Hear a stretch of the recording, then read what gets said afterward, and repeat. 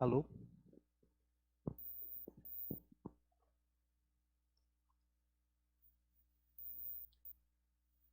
Saúdo a todos com a graça e a paz do nosso Senhor e Salvador Jesus Cristo. Amém? Muito bem. Chegamos ao capítulo 20 de Apocalipse. Então você pode abrir Apocalipse, capítulo 20. Já já nós vamos lê-lo.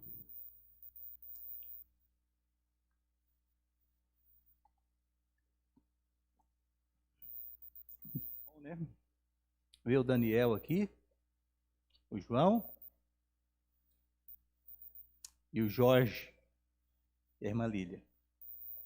É bom ver todos vocês aqui. Sejam todos bem-vindos. Deus possa abençoá-los de forma grandiosa e poderosa.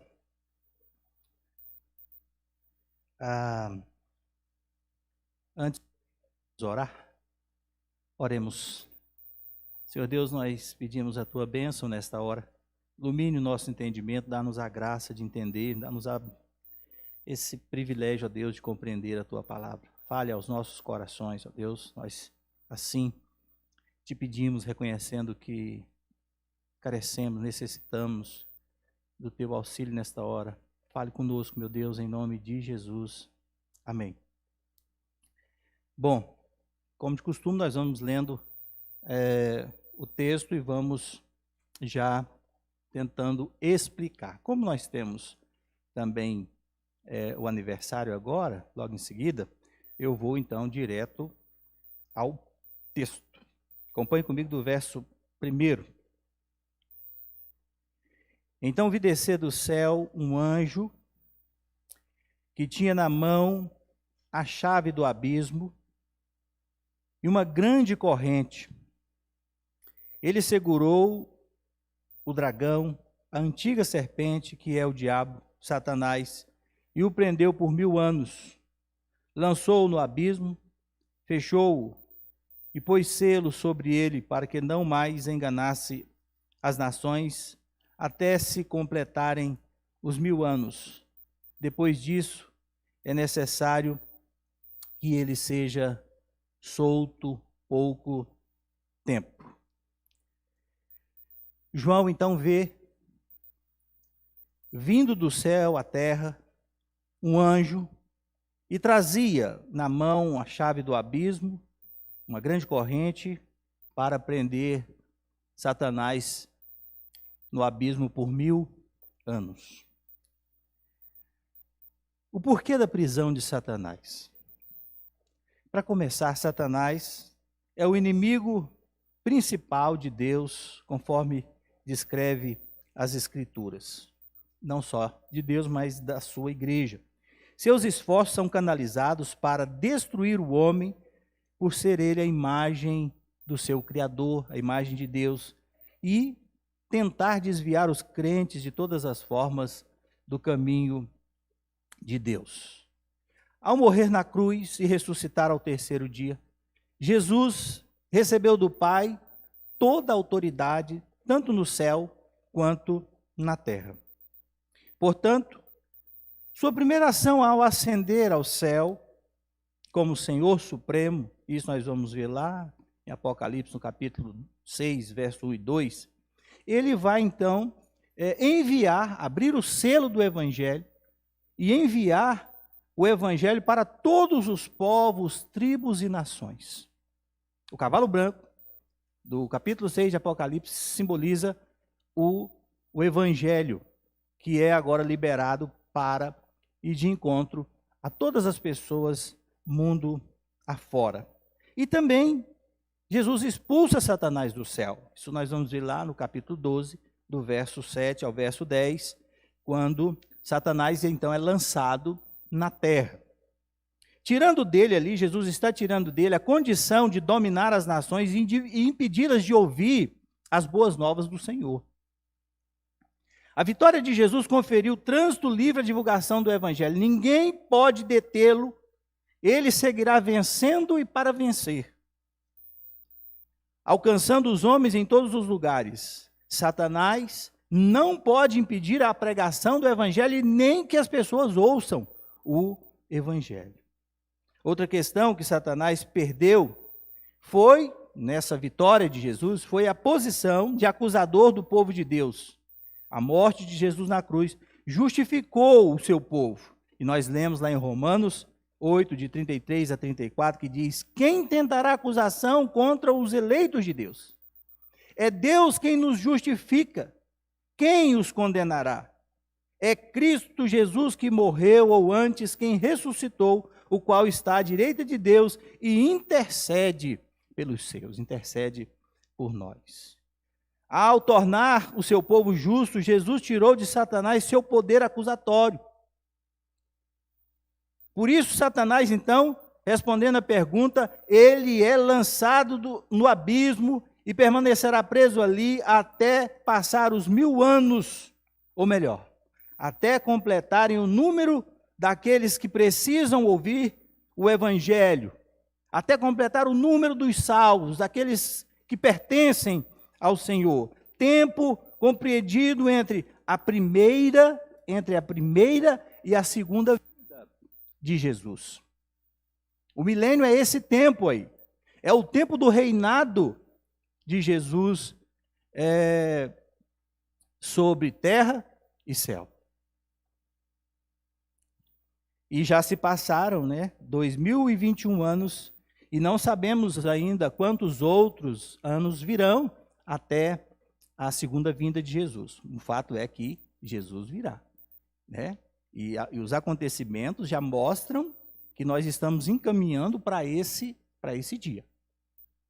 A forma que nós temos estudado Apocalipse, como nós entendemos, é o paralelismo progressivo, são sessões que vão contando a história da redenção desde a primeira vinda de Jesus até a sua segunda vinda, de maneira que cada sessão vai revelando coisas novas, vai conduzindo para o desembocar do grande dia da volta de Jesus, da segunda vinda de Jesus.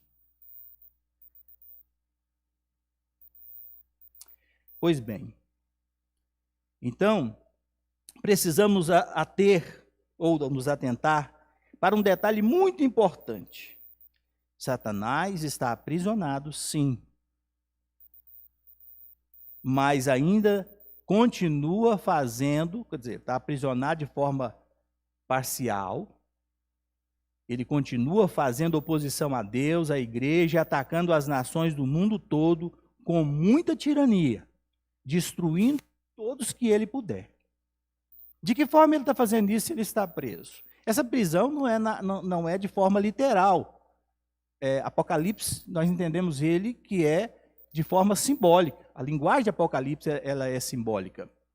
Então, ele não tem autoridade, Deus o repreendeu com as ações de Jesus a impedir que o evangelho seja pregado. Ele está cerceado em alguns detalhes, em alguns sentidos. Sua força total não está liberada, mas ele está atuando através dos seus comparsas, através dos seus aliados.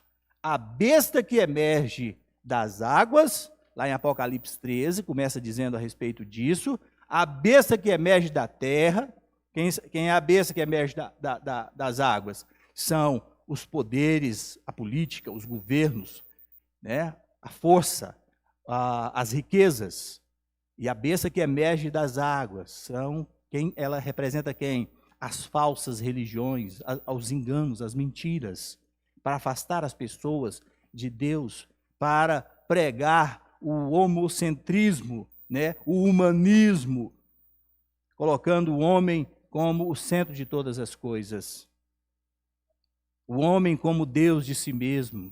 O homem que busca satisfazer pelo hedonismo, a busca pelo prazer. Enquanto tem prazer, está tudo bem. O dia que acabar, está fora. E também pela Babilônia, a grande meretriz. Esses são os aliados de Satanás, que estão operando aí através desses agentes. E a grande Babilônia, nós sabemos que nada mais é do que a própria natureza humana de querer se mostrar independente de Deus, que ele é capaz de vencer sem Deus, que ele não precisa de Deus para ser feliz, ele resolve, ele mata, ele frita e ele come. E ele vai mostrar que ele é feliz sem Deus, entrando em tudo quanto é coisa para mostrar que ele é feliz, que ele está cheio de sucesso, de prazeres e tudo mais. Ledo, engano. Vazios, tristes. Muito bem. Completando então o milênio, Satanás será solto por um pouco de tempo. O verso 3, alcançou-o, lançou-o no abismo, fechou-o e pôs selo sobre ele, para que não mais enganasse as nações, até se completassem os 1000 anos. Depois disso é necessário que ele seja solto pouco tempo. O tempo em que Satanás será solto corresponde os dias que precedem, os dias imediatos, que precedem imediatamente a segunda volta de Jesus, a segunda vinda de Jesus. Quando estiver próximo da volta de Jesus, as coisas vão caminhando para um ponto em que tudo parece que está bonito, um governo maravilhoso, alguém que se apresenta como a solução de todas as crises e as dificuldades, mas e todo mundo apoia isso, todo mundo se afeiçoa a isso, mas num determinado momento aquilo se vira contra todos e mostra a sua cara, mostra a sua maldade, a sua crueldade e coloca o terror na terra. Sobretudo sobre a igreja, o povo de Deus. É a grande tribulação que Jesus Cristo discorre sobre ela em Mateus 24, sobre os dias que precedem a sua volta, que Paulo vai falar em 1 Tessalonicenses, em 2 Tessalonicenses, ele trata a respeito desse dia, desse terrível tempo. Então, serão dias terríveis descritos pelo Senhor no Evangelho de Marcos também, capítulo 13, verso 19, verso 20, como a grande tribulação, porque aqueles dias serão de tamanha tribulação como nunca houve desde o princípio do mundo que Deus criou, até agora e nunca jamais haverá. Não tivesse o Senhor abreviado aqueles dias e ninguém se salvaria, mas por causa dos eleitos que ele escolheu, abreviou tais dias. Tal tribulação será interrompida na segunda vinda de Jesus, e aí Marcos, um pouquinho para frente, verso 24, mesmo capítulo 13, vai dizer, mais aqueles dias, após a retirada, a referida tribulação, o sol escurecerá, a lua não dará a sua claridade, as estrelas cairão do firmamento, e os poderes do céu serão abalados. Então verão o Filho do Homem vir nas nuvens, com grande poder e glória, e ele enviará os anjos e reunirá os seus escolhidos dos 4 ventos da extremidade da terra até a extremidade do céu. Então, esse pouco tempo que Satanás será solto é um tempo muito complicado, porque se ele está agora impedido de usar a sua malignidade no modo máximo, aí nesse tempo ele estará solto para isso. Lutero diz que Satanás é como um leão amarrado numa corrente. Ele está preso. Por que ele está preso? Porque quem é a autoridade sobre ele? O próprio Criador, o próprio Deus. E Jesus o venceu. Né? Jesus ainda não lançou no lago do fogo. Isso vai acontecer aqui no capítulo 20. Né? Mas o leão mesmo, dentro de uma jaula, ele causa medo nas pessoas. Ninguém fica brincando. Só o rugido dele já faz a gente tremer, né? Ele impõe o terror sobre as pessoas. Mas naquele tempo não será apenas impor o terror. Ele próprio agirá com força e fúria total. Bom, mas graças a Deus que a igreja vai ser depois, esse tempo será abreviado e Jesus levará a sua igreja. O que significa o milênio? O milênio é um período de tempo em que Deus, o Pai, concedeu ao Filho Jesus toda a autoridade para reinar soberanamente no céu e na terra. Esse é o milênio. É o reino de Jesus Cristo aqui e no céu. Interpretação do que vem a ser o milênio se divide basicamente em 3 posições: pré-milenistas, pós-milenistas e amilenistas. Os pré-milenistas são divididos em históricos e dispensacionalistas. Num sentido geral, vamos dar uma olhada aqui sobre o que cada um deles entende sobre o milênio. Muito rapidamente, o pré-milenismo histórico, que nasce já com a igreja, né, lá no primeiro século, esse era o entendimento da maioria dos irmãos ali, acredita na literalidade do milênio, serão 1000 dias que iniciarão logo após a segunda volta de Jesus, a segunda vinda de Cristo. Nesse dia, Satanás será preso e então começa o milênio. Então, o milênio para o pré-milenista vai acontecer depois da volta de Jesus. Nesse dia, Satanás será preso e então começa o milênio, tempo de paz e de prosperidade. Nesse período, Deus cumprirá algumas promessas feitas a Israel. O pré-milenismo histórico não faz uma distinção radical entre a igreja e Israel. Eles acreditam que Deus tem um único povo e esse posicionamento vem desde aí do início da igreja. O segundo posicionamento é o pré-milenista dispensacionalista. Esse entendimento começa a ganhar notoriedade, para vocês terem uma ideia, no século XX. Então, o dispensacionalismo é uma doutrina, é um entendimento, é uma crença muito mais recente, mas que ganhou praticamente a graça do povo evangélico, sobretudo os pentecostais e os neopentecostais.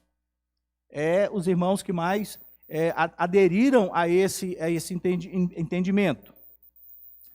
Então ele surge, né, aí no início do século XX, final do século XIX para o século XX, com Cyrus Ingerson Scofield, que é um pastor norte-americano, que vai trabalhar aí essas dispensações, esses padrões, e vai divulgar isso.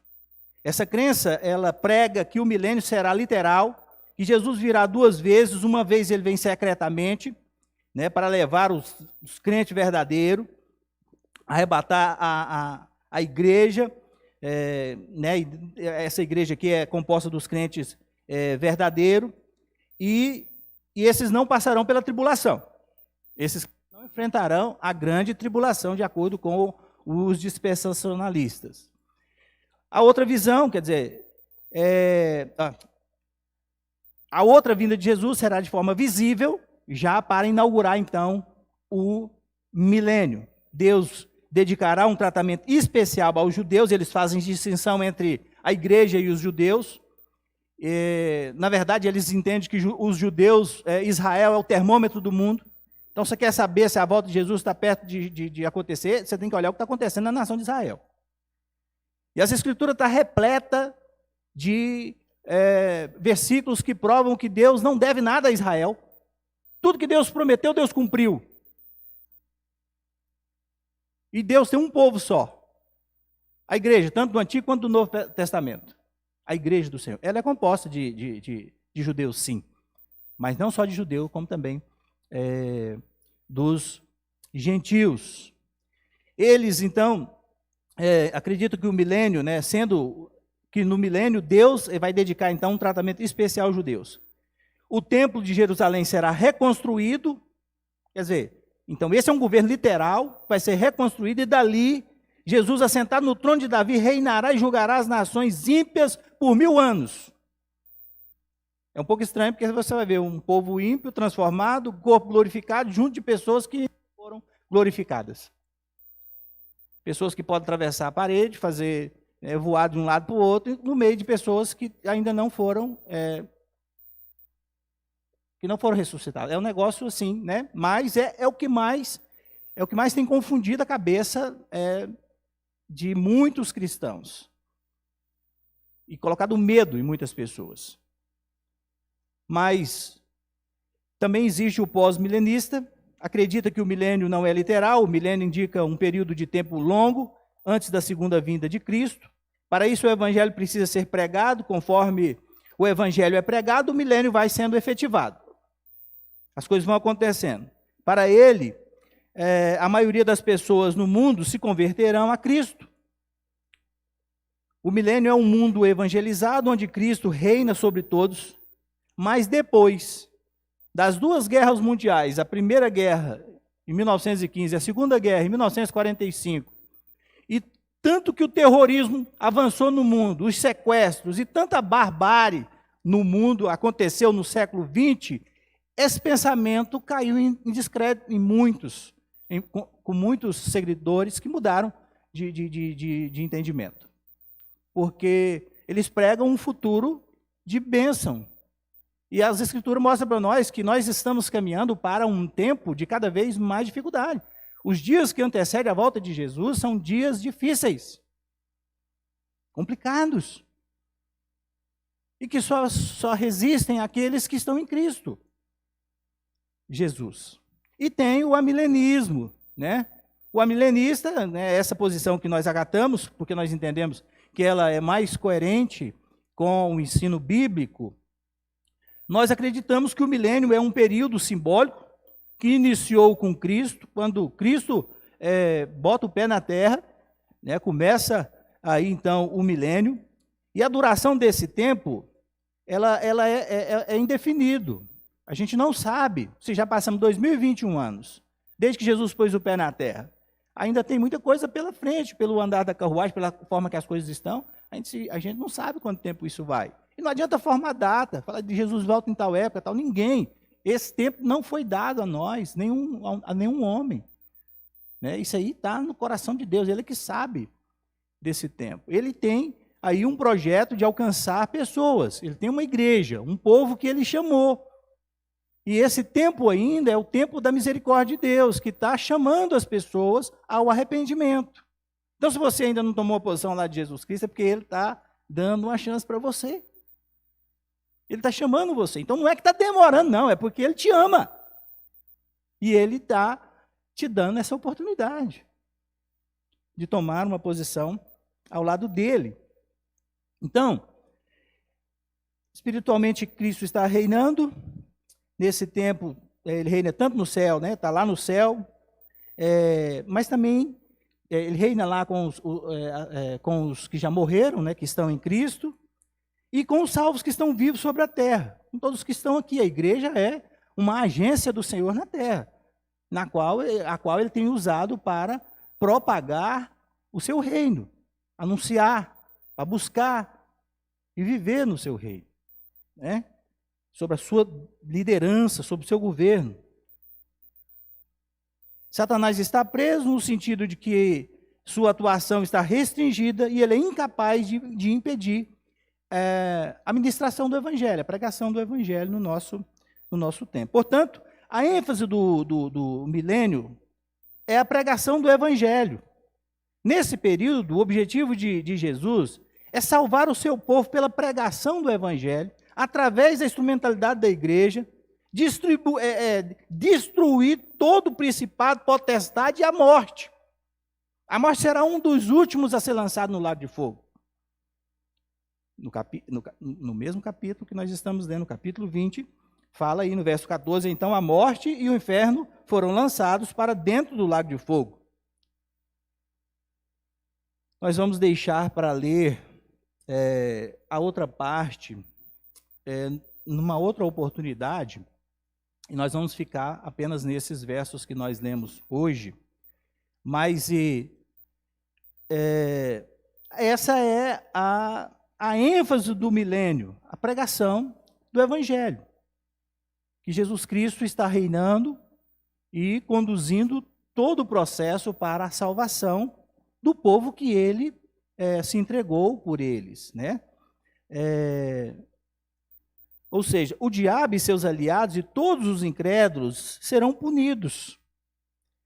Aqui, conforme lemos em 1 Coríntios, verso 20 a 28, nos dá uma noção a respeito disso, que vai dizer que, após esse período, Jesus ele vai devolver o governo ao Pai. Então, esse tempo do milênio, que está sobre a autoridade de Jesus, ele é a autoridade máxima, lá no Mateus 28, 18, fala, toda a autoridade me foi dada no céu e na terra. Quando Jesus morre, e ele ressuscita no terceiro dia, e ele conversa com seus discípulos durante 40 dias, a hora que ele vai ser assunto ao céu, ele fala para eles o quê? Toda a autoridade me foi dada no céu e na terra.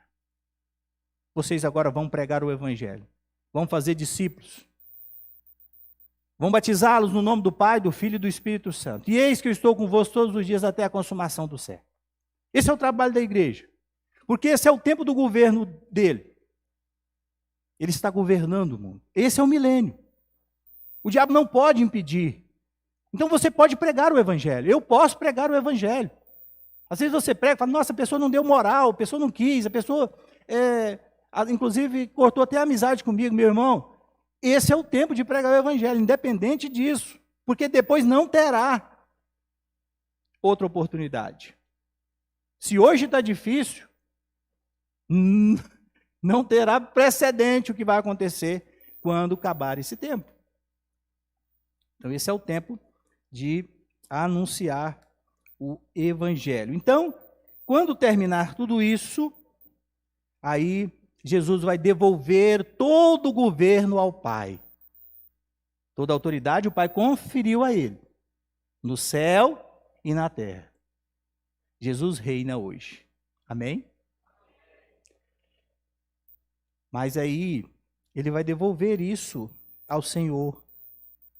Verso 28 de 1 Coríntios 15 vai dizer assim, quando, porém, todas essas coisas lhe estiverem sujeitas, quer dizer, todos os inimigos, então, estão debaixo já dos seus pés, ele já cumpriu o seu projeto, o seu plano, então o próprio Filho também se sujeitará àquele que todas as coisas lhe sujeitou, para que Deus seja tudo em todo. Terminou o serviço de Jesus, acabou-se o milênio. Acabou, não tem mais nada para frente do que as profecias estão mencionando mais. Acabou as profecias. Agora é novo céu e nova terra. E aí nós não sabemos direitinho como será isso. Isaías vai falar de um tempo em que o leão com o cordeiro, aquela coisa. Só que são figuras de linguagem. Ele está falando de um tempo que a gente ainda não tem nem como imaginar. Essa será uma nova etapa. Mas aqui, na volta de Jesus, cumpre-se todas as coisas. Por isso o milênio é agora, não é depois. Jesus reina hoje. Bom, vamos seguir um pouquinho mais. Verso 4 ao verso 6. Vi também tronos, e neles sentaram-se aqueles aos quais foi dada a autoridade de julgar. Vi ainda as almas dos decapitados por causa do testemunho de Jesus, bem como por causa da palavra de Deus, tantos quantos não adoraram a besta, nem tampouco a sua imagem, e não receberam a marca na fronte e nem na mão, e viveram e reinaram com Cristo durante 1000 anos. Essa marca da besta é na testa e na mão.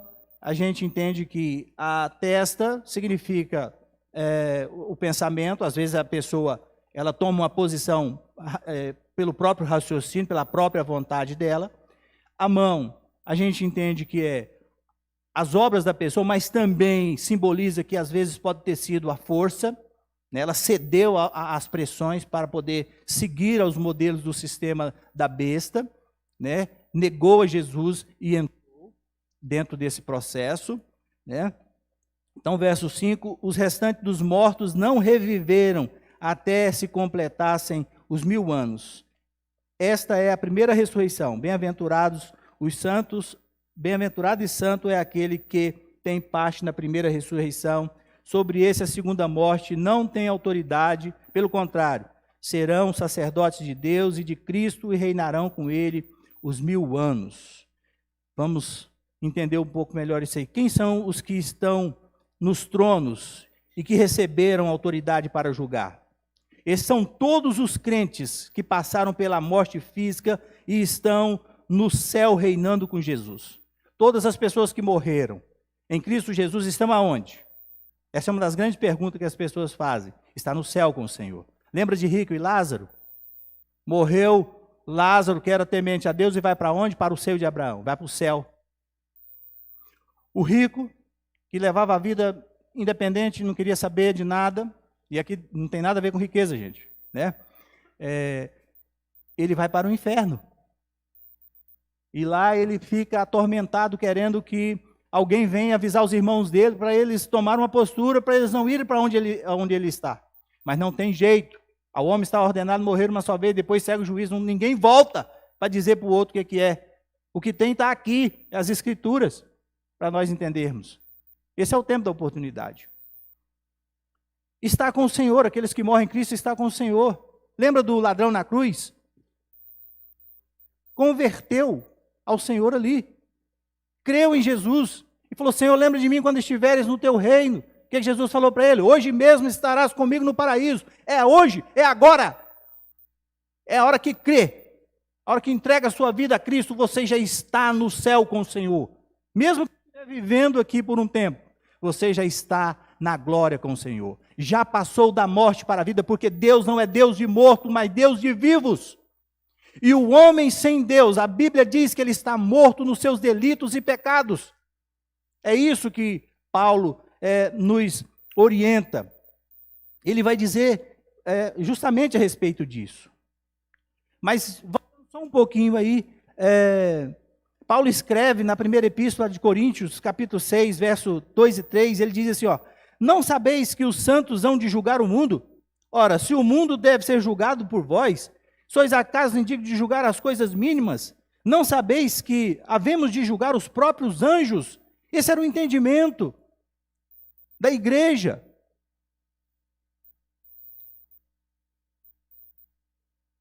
Então quem está sentado nos tronos ali são os santos, aqueles que morreram em Cristo Jesus. Estão vivos. O corpo volta ao pó, mas o espírito vai a Deus. E na ressurreição, no dia da ressurreição, que haverá uma grande ressurreição, tanto de crente quanto não crente, convertidos e não convertidos, na volta de Jesus, todos ressuscitarão e se apresentarão diante do Senhor. É o trono branco, que também está aqui no capítulo 20, nós vamos ver depois. Todos vão prestar conta. Os crentes para receber o galardão e aqueles que rejeitaram a Cristo para prestarem contas das suas obras. Então, todos que estão em Cristo já passaram da morte para a vida. A pessoa que crê em Jesus já passou, então, da morte para a vida e está com Cristo e reina com Ele aqui no céu. Os restantes dos mortos não reviveram, o texto está dizendo. Quem são esses que não reviveram? Estes são todos os que não converteram ao senhorio de Cristo, porque a condição do homem sem Cristo é a condição de uma pessoa morta espiritualmente. Quando Adão pecou, Deus falou para ele, você vai comer de todas as coisas, se você comer do fruto da árvore do conhecimento do bem e do mal, certamente você vai morrer. A morte é espiritual. Comeu e Deus expulsa ele da sua presença. Lança ele para fora do jardim, lança da presença de Deus. Ele não tem mais relacionamento com Deus. O homem está separado de Deus. Ele morreu espiritualmente. Todos os homens da linhagem de Adão para cá. O homem só nasce de novo para Deus por meio de Jesus Cristo. Todos nós estávamos mortos nos nossos delitos e pecados. É isso que Paulo vai dizer lá em Efésios 2. Ele vos deu vida, a partir do verso 1. Ele vos deu vida, estando vós mortos nos vossos delitos e pecados, nos quais andastes outrora segundo o curso desse mundo, segundo o príncipe da potestade do ar, do espírito que agora atua nos filhos da desobediência, entre os quais também todos nós andamos outrora, segundo a inclinação da nossa carne, fazendo a vontade da carne e dos pensamentos, e éramos por natureza filhos da ira, como também os demais. Mas Deus, sendo rico em misericórdia, por causa do grande amor com que nos amou, e estando nós mortos em nossos delitos, nos deu vida juntamente com Cristo. Pela graça sois salvos. Juntamente com Ele nos ressuscitou e nos fez assentar nos lugares celestiais com Cristo, da onde a igreja reina com o Senhor. Governa para todo sempre.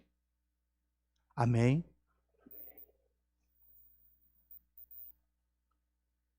Os restantes dos mortos não reviveram. Eles permaneceram separados de Deus durante os 1000 anos. Então, até a segunda vinda de Jesus.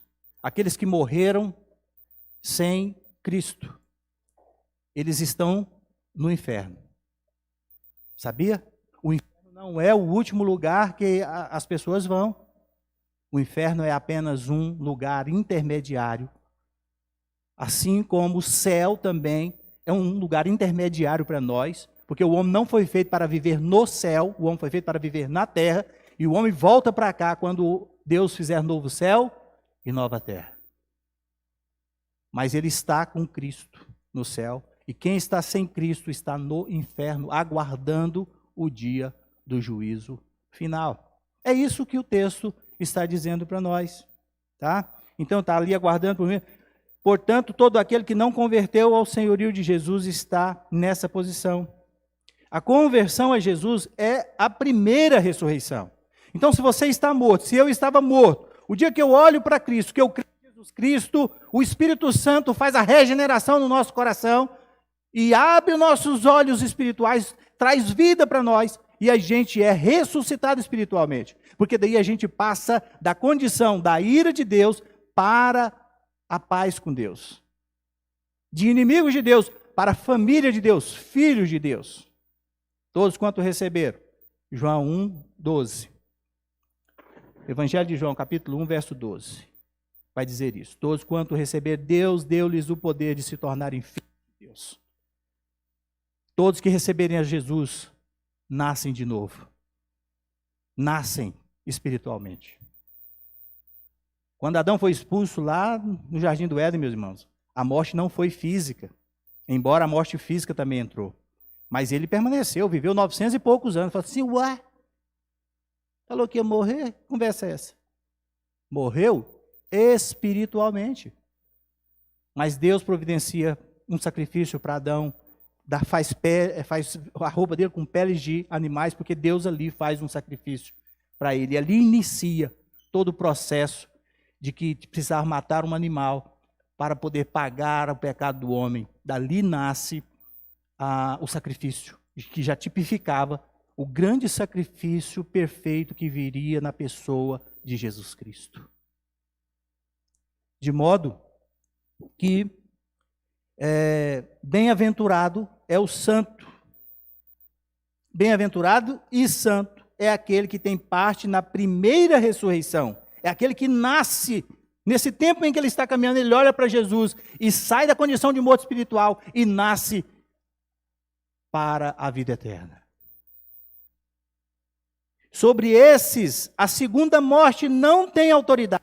A primeira morte foi com Adão, separados de Deus. Qual que é a segunda morte? É quando o homem é lançado, então. Não é a morte física, quando o homem morrer. É a morte quando o Senhor os lançar no lago do fogo.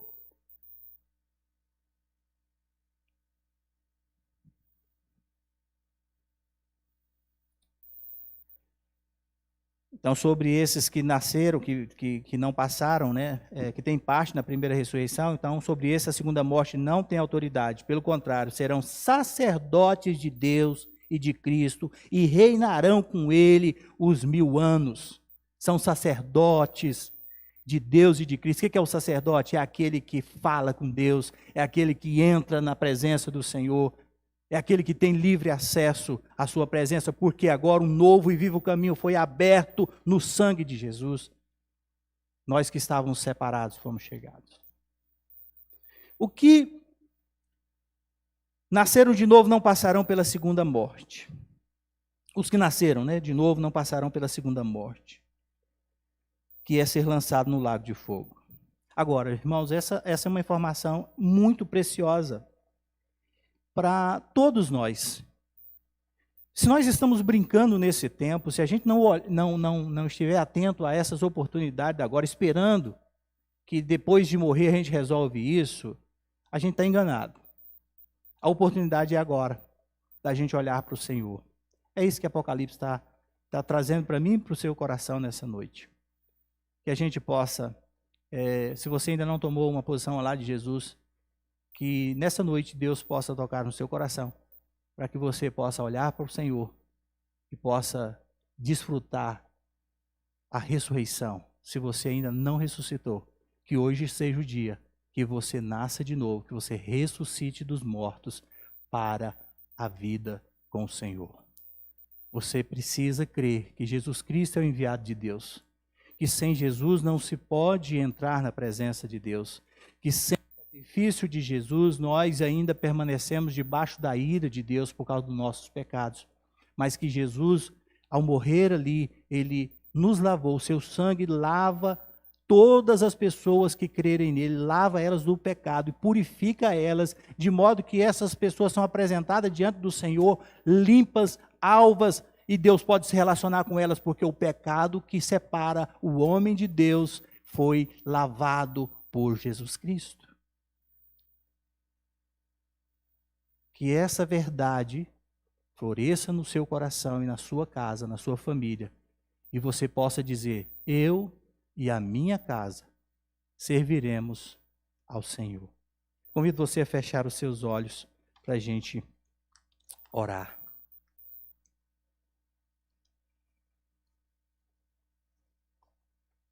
Hoje é tempo de oportunidade, tempo de salvação, tempo de mudança de vida. Sozinhos, nós podemos fazer muitas coisas mesmo, mas geralmente o final é de frustração. Porque o que nós fazemos quando vier o grande dia do Senhor e a sua presença santa e maravilhosa, vai aniquilar tudo que é femo, tudo que é feito de toda obra que não tem substância. A única obra que tem substância é aquilo que nós fazemos, que nós construímos a partir da rocha que é Jesus, o que nós construímos é por meio de Jesus, na caminhada com Jesus, na dependência de Jesus. Pai querido, no nome de Jesus, abençoa o teu filho, a tua filha, abençoe nós, para que nós possamos, Senhor, te amar, te abraçar, que nós possamos te servir durante esse tempo e testemunhar de forma fiel a Deus o testemunho da tua palavra, o testemunho de Jesus Cristo no nosso viver. Ajuda a tua igreja, ajude nós, ó Deus, a viver nesse tempo sem nos envolver, sem nos deixar levar pelas artimanhas desse tempo, mas que a gente possa nos envolver para levar o teu evangelho. Abençoe aquele coração que nessa noite ouviu a voz do Senhor. Complete, ó Deus, a obra no seu coração. Traga salvação à sua vida, à sua casa. Ó Deus, muda a sua história, a sua vida. No nome de Jesus. Amém, Senhor. Amém. Muito obrigado, meus irmãos, pela presença de vocês. Nós vamos cantar um cântico de consagração.